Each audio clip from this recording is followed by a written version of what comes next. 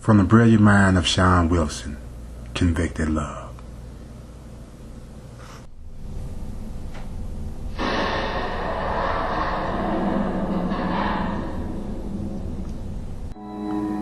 Conversational confessions connecting confidence with comfort, with a woman more than 100 miles away. When is the communication with a convicted con man completely real? There's plenty of women who fell victim to a convict's conversation. Now don't get me wrong, there's plenty of successful relationships that turned out like fairy tales, happily ever after. But there are so many more relationships that ended with devastation. When that convict was finally released and walked away from that perfect picture he painted for that woman, now I can point the finger at the woman and say, it's her fault. At some point in time, during that bit with the con artist, she got out of pocket. In other words, she did something so unforgiving. He tucked it and played on it until he got out and walked away from her. If some way, somehow, a convict can hear this spiel, at this point of the spiel, he's probably grinning and saying, you gotta have a strong hand when dealing with a woman in the free world. This is not a tell-all spiel, nor is it a spiel to assist the con man. It's the truth. To help that woman make the right decision when dealing with a man in prison. Plenty of cons would be bent out of shape behind this one, but they'll get over it.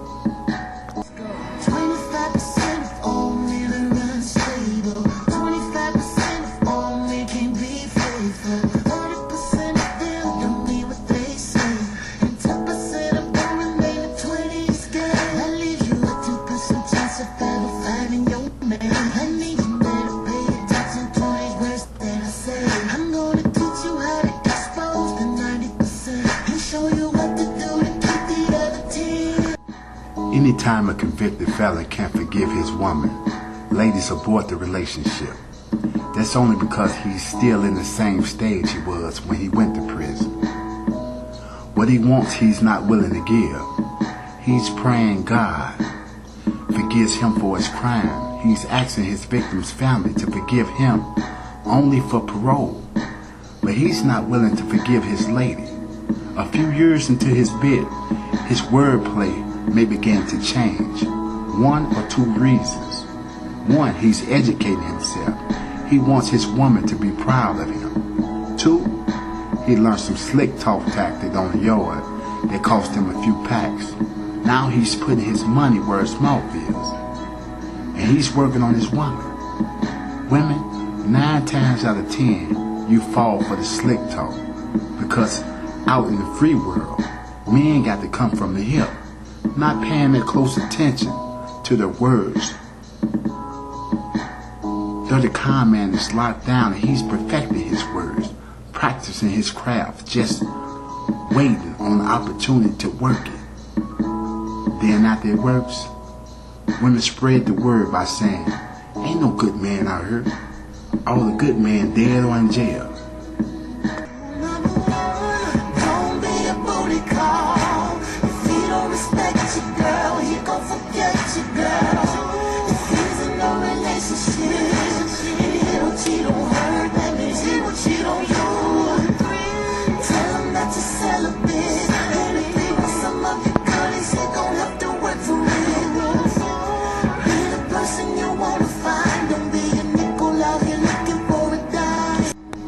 So when you hear that 60 or 70-year-old men getting involved with women in prison, you can't really be mad at the old heads for stepping up to the plate for the woman. Although he has his own hidden agenda. Or would you raise an eyebrow at that woman when all she is trying to do is survive? Those that make her a con artist, telling that old head everything he is missing. But what do you think about the 70% of women in prison, and what are they doing? Where does their comfort and love come from? Can't be with the one you love, love the one you with. It's the same way in a man's joint. So women, if you know the true definition of friend, try to put yourself in his shoes. And if he has a parolable sentence, I can damn near guarantee he will be coming home to you. But the thing is, you got to stop being this woman and be his friend.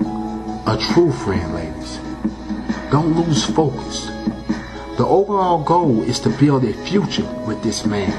And if he's sincere, and he will accept the friendship, but don't be a fool. Please pay attention to his acceptance. A starving man will eat anything. Be understanding and put into your man what you want out of your man. And if he's not giving it back, then walk away. Now. But if he's making you feel all the way from a jail cell behind concrete steel, then you need to fully prepare yourself for his release. But in the meantime and in between time, strengthen your friendship. That's the key. Empathy. An honest attempt to understand what someone else is feeling. Convicted love.